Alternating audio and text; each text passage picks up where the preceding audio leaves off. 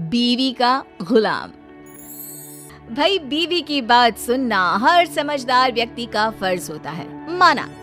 लेकिन ये क्या कि सिर्फ सुनते ही रहो और अपना कोई दिमागी ना हो। अरे सुन रहे हो? अरे सुन ही तो रहा है ना, और कर ही क्या रहा है ये? सुन रहे हो? ऐसे बोलती है जैसे मेरा लड़का बहरा हो। हाँ हाँ बस करिए अब। बहरा ही तो है आपका लड़का। बीवी की बात को जो ना सुने उसे बहरा ही कहते हैं। अरे कहाँ रह गए? सामने से दिनेश हरे रंग की कमीज के साथ पीले रंग की पैंट पहनकर खड़ा होता है। देखो, जरा देखो खुद को। माँ ने तो न जाने क्या क्या पहना कर बड़ा कर दिया, लेकिन फैशन सेंस बीवी ही देती है। देखा क्या जच रहे हो? कभी पास खड़ी बहन आ जाती है। बस एक कमी है भैया, गले में नीले रंग का रुमाल बांध लो, फिर तो पूरा रंगारंग कार्यक्रम लगोगे। ये क्या है भैया, मतलब कुछ भी पहन लेते हो? अरे क्या पहना है ये? तेरी भाभी लाई है। वो रंगीला फिल्म में आमिर खान ने भी ऐसी ही ड्रेस पहनी थी। क्यों रमा, कैसा लग रहा हूँ? बिल्कुल आमिर जैसा लग रहा हूँ ना मैं? आमिर खान? वो तो आपके सामने कुछ नहीं लगता है जी। कैसी बात कर रहे हैं? आप तो सभी हीरो से ऊपर हैं। अच्छा चलो, मैं ऑफिस के लिए निकल रहा हूँ, देर हो रही है। अरे भैया ये मत पहन कर जाओ, लोग हंसेंगे। देखो शिल्पी, अपने पति को बताना कि क्या पहनना है और क्या नहीं, समझी? अरे रहने देना बिटिया। और माँ भाई तो मेरा है ना, तो मैं। अरे रहने देना, जब तेरे भाई को ही कोई फिक्र नहीं है तो तू क्यों चिंता कर रही है उसकी? दिनेश दफ्तर जाता है, जहाँ रास्ते से लेकर ऑफिस तक सब उसे घूरते हैं और मन ही मन हंसते हैं। क्या बात है, ऐसे तो कोई मुझे देखता भी नहीं था। आज देखो कैसे सभी घूर रहे हैं। तभी दिनेश के दफ्तर में काम करने वाली श्रद्धा आ जाती है। क्या बात है दिनेश जी, लग रहा है जैसे कोई हीरो ऑफिस में आ गया हो। अच्छा, मतलब आपको भी पसंद आया? कल से ना मैं ऐसे ही ऑड कॉम्बिनेशंस पहन कर आऊंगा। आपको तो पता ही है कि मेरी नई नई शादी हुई है। तभी दूसरा बोल पड़ता है। ओहो, मतलब पसंद भाभी जी की है। वैसे दिनेश जी, बीवी की इतनी भी बात नहीं माननी चाहिए। जलन हो रही है आपको? श्रद्धा जी ने मेरी तारीफ कर दी तो हैं? कोई बात नहीं, चलिए चलिए। पति घर आता है, जहाँ बीवी उसका इंतजार कर रही होती है। कैसा रहा आज ऑफिस में? बस मिल गई थी ना वक्त से? आज तो कमाल ही हो गया। अरे दूर से ही बस मुझे देख कर रुक गई। मैंने तो हाथ भी नहीं दिया था। फिर क्या, सभी मुझे देख रहे थे। तो आज ऐसा फील कर रहा था जैसे कोई हीरो। देखा, मेरे कहने पर चलोगे तो राज करोगे पूरी दुनिया में। बेटा खाना लग गया है, चल कपड़े चेंज करके आ जा। लेकिन माँ जी, हम लोगों ने रात का खाना छोड़ दिया है। वो क्या है ना, डॉक्टर भी कहते हैं कि रात को हल्का खाना चाहिए। अरे तो बता देती ना पहले ही, मैंने सबका खाना बनाया है।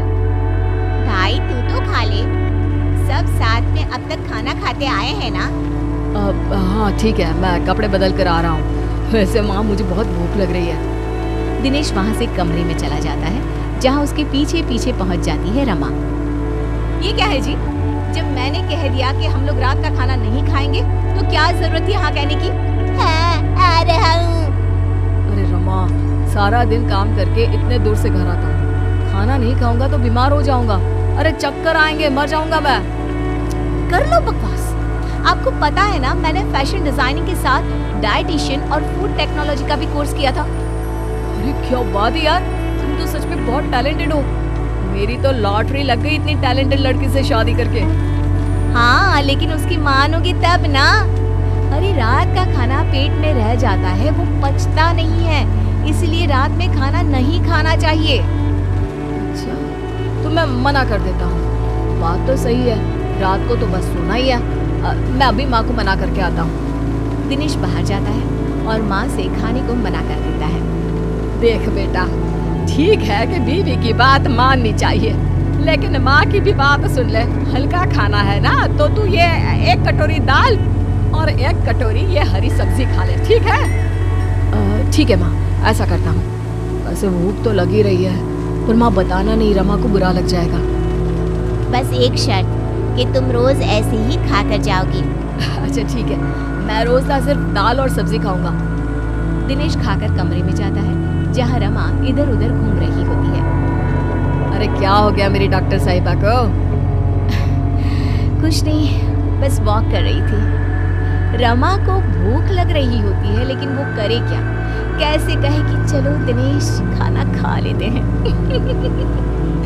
वहीं दिनेश मन ही मन माँ और बहन का शुक्रिया अदा करता है। दोनों सो जाते हैं लेकिन आधी रात को। हाय क्या करूं, भूख के मारे नींद ही नहीं आ रही। चलकर देखती हूँ क्या क्या रखा है।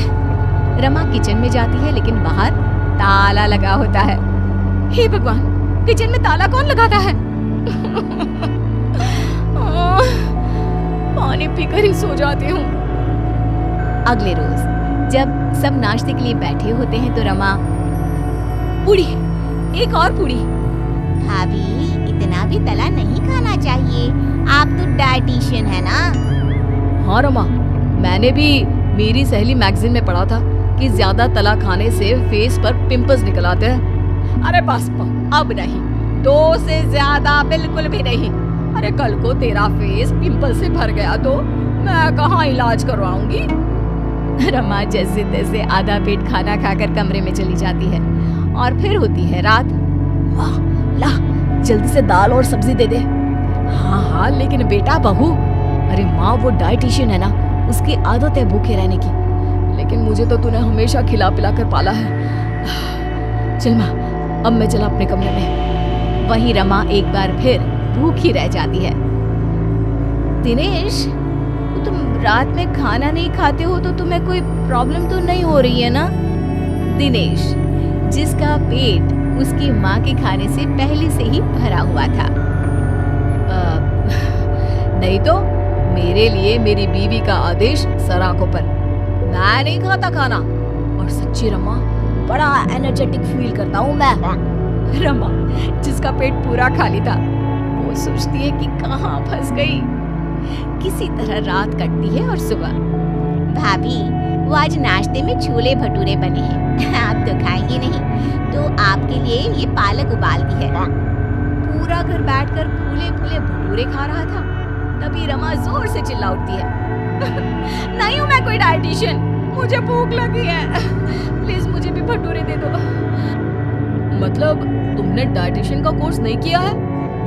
नहीं, वो तो मैं बस तुम्हें इम्प्रेस करने के लिए। मुझे भूख लगी है। देख रमा, आज से ना अब ज्यादा होशियार बनना नहीं, समझी? माना बहू है तू, लेकिन वो मेरा बेटा है, तो आज से तू बहू बनकर रहना। और दिनेश तू, माँ मैं तो तेरा लाडला बेटा हमेशा।